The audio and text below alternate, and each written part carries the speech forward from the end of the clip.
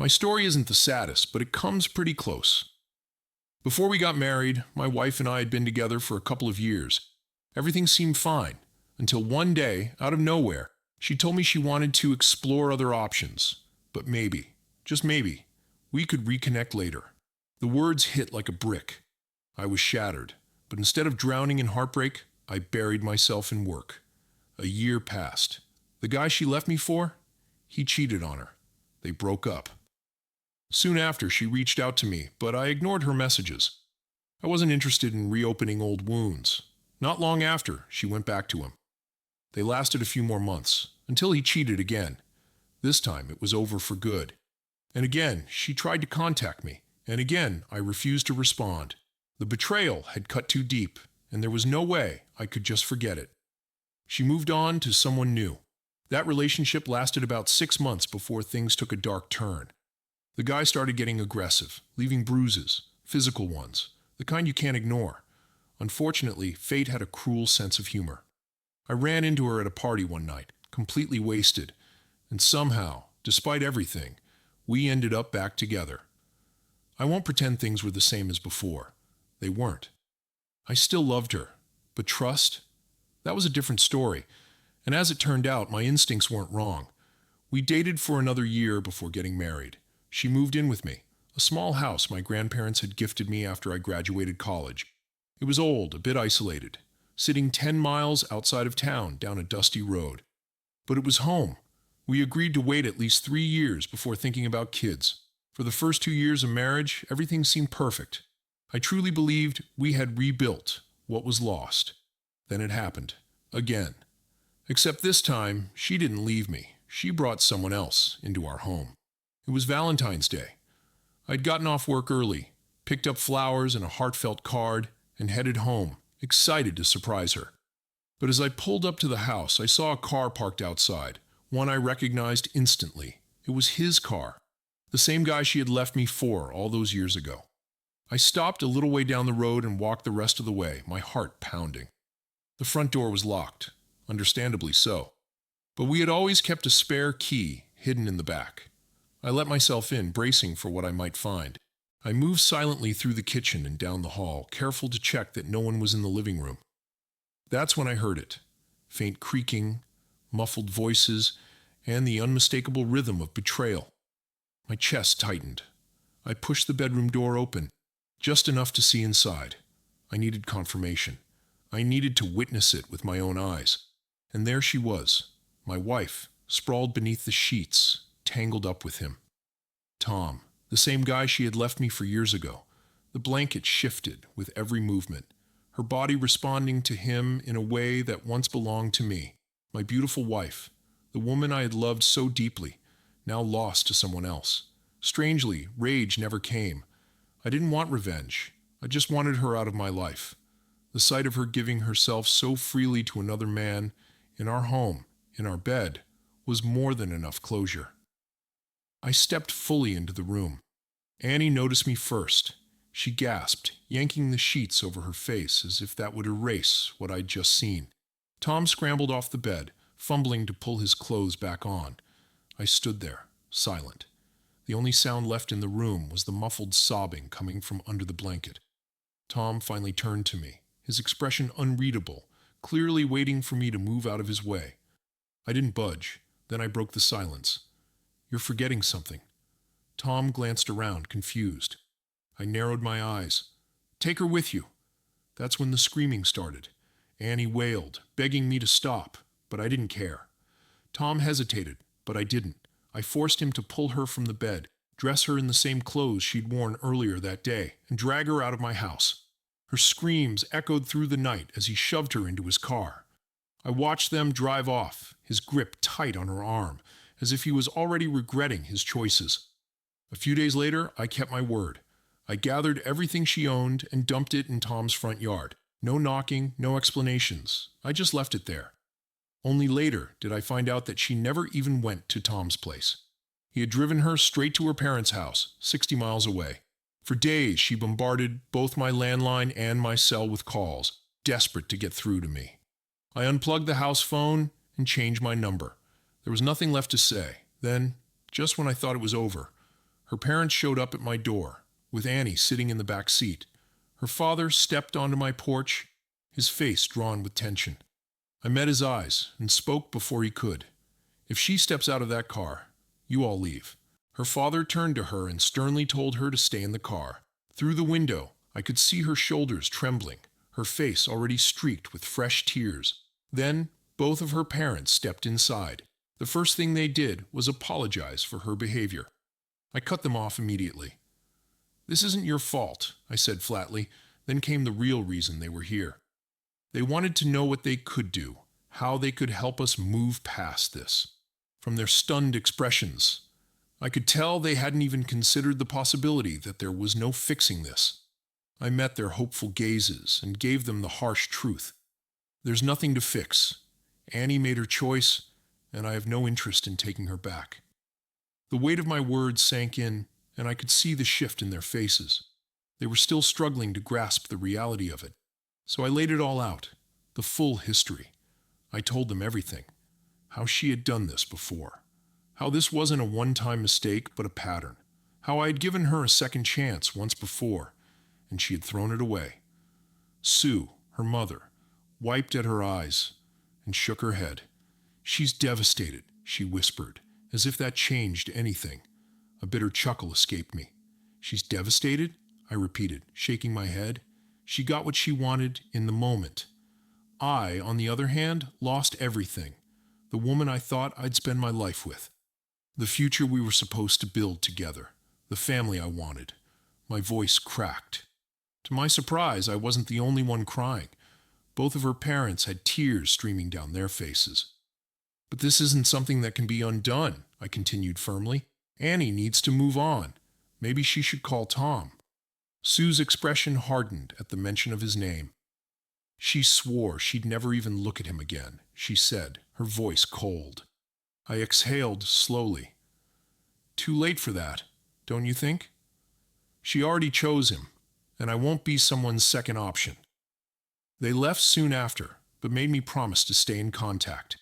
They were worried about Annie, how hard she was taking everything. I clenched my jaw, shaking my head in disbelief. "Yeah," I muttered under my breath. "Must be real tough for her."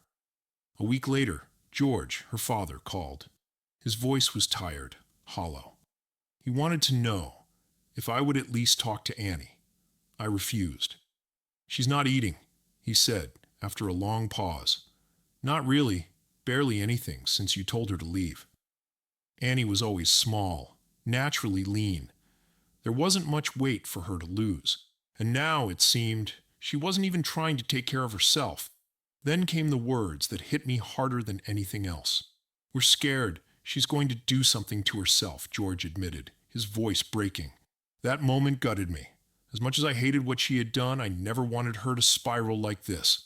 But I also knew that this wasn't my burden to carry anymore. The following week, I had divorce papers drawn up.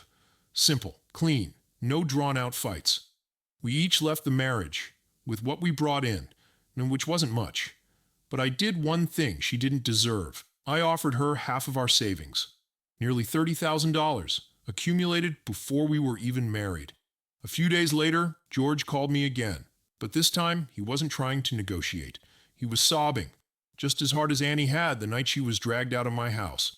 Her father sighed and turned to look at her, still sitting in the car, tears streaming down her face. He told her to stay put before stepping inside with her mother.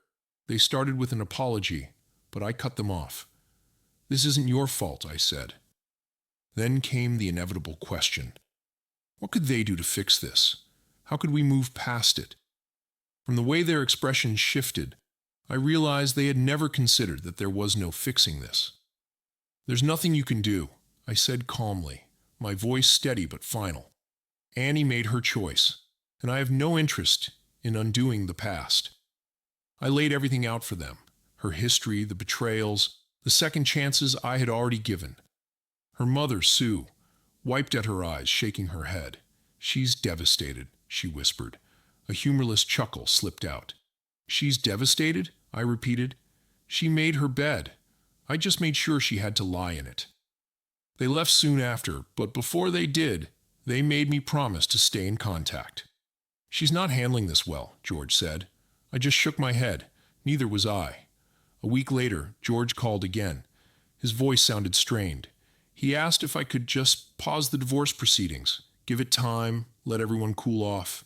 Then he told me why. Since receiving the papers, Annie had barely eaten. The stress wrecked her. She started throwing up, and at one point, they had to call an ambulance. By the time we hung up, she had been admitted to the hospital. I didn't know how to feel. But I did know one thing. I left town, quit my job, handed over power of attorney to my parents, told them to handle everything, rent out my house, take care of my affairs, then I disappeared. The first year I worked on a fishing boat in Alaska. I cut off all contact. The second year, I took a similar job in California, catching tuna. The next 3 years? Back to Alaska, working in the oil fields of Prudhoe Bay. In 5 years, spending barely a dime, I had built up serious wealth. Investing wisely helped too, something my employer in Alaska made available to all of us. I wasn't a billionaire, but if I wanted to, I could have retired right then and lived comfortably for the rest of my life. Then one day, an accident at the oil field forced me to reconsider my mortality. I resigned and finally went home. My parents were stunned when I showed up at their doorstep unannounced. We had spoken very little in those years. I didn't want to be reminded of what I had lost. But that night, my homecoming was everything I didn't know I needed. The next day, they called the whole family, throwing a welcome back party. And that's when I learned what had happened in my absence. After I left, Annie had spiraled. She refused to eat, sank into depression, and at one point attempted to take her own life. That's when doctors found out why. She was pregnant. Her parents had desperately tried to reach me, but I was long gone. My father, however, had one request. Before anything moved forward, a grandparent DNA test. George, as heartbroken as he was, agreed. The results? I wasn't the father. Annie had carried Tom's child. When the baby was born, he had jet black hair, the exact same as Tom.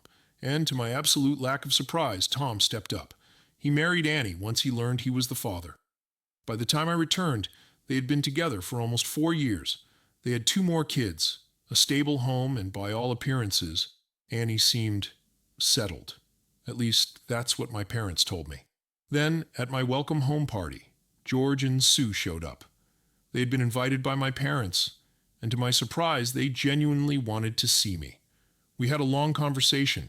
They told me Annie loved her children, but wasn't happy with Tom. He still stepped out on her, couldn't keep his hands to himself, even after everything. But she wasn't leaving. Who else would take her? Sue admitted bitterly. A few weeks later, I ran into Annie for the first time in years. I was at a local cafe, eating lunch and working on my laptop, when I looked up and saw her standing near the entrance. 3 children clung to her, wide-eyed, sensing the tension in the air. For the first time, I didn't feel anger. I had let go of that weight long ago. She hesitated, but eventually made her way over. She was cautious, like a deer ready to bolt. When I didn't immediately tell her to leave, she carefully sat across from me. We had a decent conversation. That is, until she tried to apologize. I cut her off immediately. "No," I said firmly. "I don't want to hear it." She tried again. I threatened to get up and walk away. After that, she finally let it go, and we finished our meal. Her kids were sweet. By the end of lunch, her eldest son, Timmy, was sitting on my knee chatting away like we'd known each other for years. Then, out of nowhere, Annie's face crumpled. She stared at Timmy, then back at me. We had a long conversation. They told me Annie loved her children, but wasn't happy with Tom. He still stepped out on her. Couldn't keep his hands to himself, even after everything, but she wasn't leaving. Who else would take her? Sue admitted bitterly. A few weeks later, I ran into Annie for the first time in years. I was at a local cafe, eating lunch and working on my laptop, when I looked up and saw her standing near the entrance. 3 children clung to her, wide-eyed, sensing the tension in the air. For the first time, I didn't feel anger. I had let go of that weight long ago. She hesitated, but eventually made her way over. She was cautious, like a deer ready to bolt. When I didn't immediately tell her to leave, she carefully sat across from me. We had a decent conversation. That is, until she tried to apologize. I cut her off immediately. "No," I said firmly. "I don't want to hear it." She tried again. I threatened to get up and walk away. After that, she finally let it go, and we finished our meal. Her kids were sweet. By the end of lunch, her eldest son, Timmy, was sitting on my knee chatting away like we'd known each other for years. Then, out of nowhere, Annie's face crumpled. She stared at Timmy, then back at me. "This should have been our life," she whispered, her voice breaking. "He should have been your son." I gave her a small smile, nodded once, and said the only truth I knew. I used to dream about that too. At that, she grabbed her kids and nearly ran out the door. A year later, I got married. To who? The woman renting my house. My parents had asked me to talk to her about moving out, but instead, we hit it off. She was a college student, and my parents had kept her rent low to help her stay afloat. One thing led to another. We started dating, and a few months later, we knew. She never knew she was marrying a well-off man. And honestly, I preferred it that way.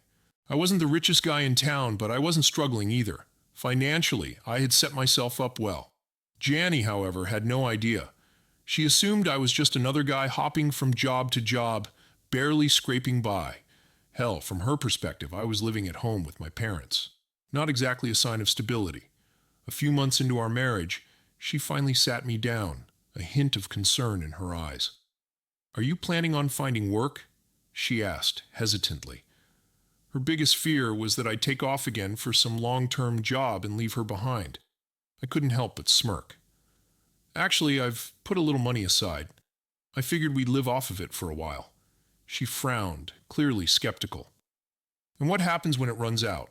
I reached for a piece of paper, scribbled a number on it, and placed it face down on the table. Her curiosity flared. "What's this?" "It's the balance in my checking account," I said, casually. "I think we'll be fine for a while." She hesitated. "Can I see it?"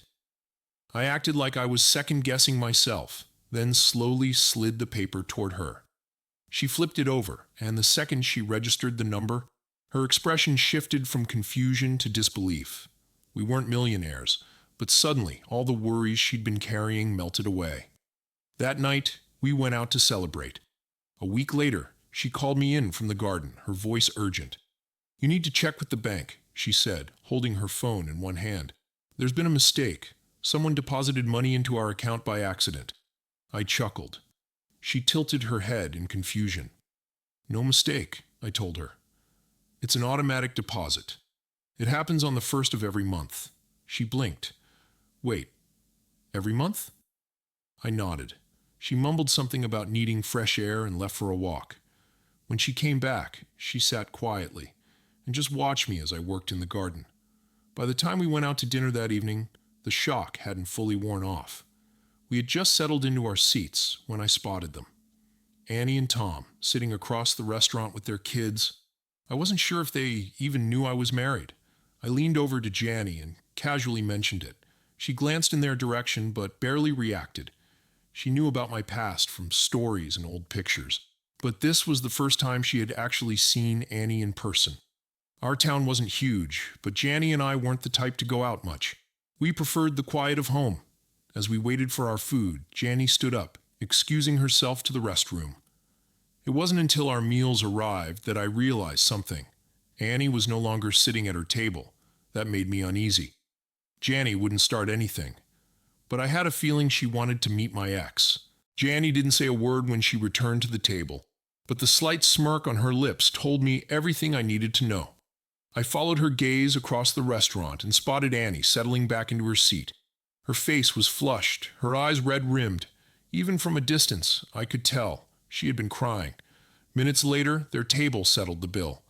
As they walked past us to leave, Tom shot me a dark glare, while Annie kept her head down, silent tears still trailing down her cheeks. She never even looked my way. As we finished eating, Janny finally spoke. "I saw Annie leave for the restroom and couldn't resist having a little chat," she admitted, her voice light. I raised a brow but didn't press. "Introduced myself," she continued, then told her she'd never understand what she threw away. That was all she offered. And honestly, that was all I needed to know. Annie was my past. Janny was my future. Over the next few years, Janny and I built a life together.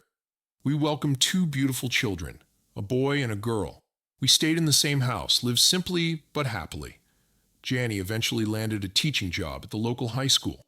I drove the same old Chevy truck I had bought years ago. We didn't need much. Summers were spent at home, tending to our little place, enjoying the life we had built. And as for Annie and Tom, well, let's just say, revenge is best served by living well. Share, like, and subscribe for more stories like this.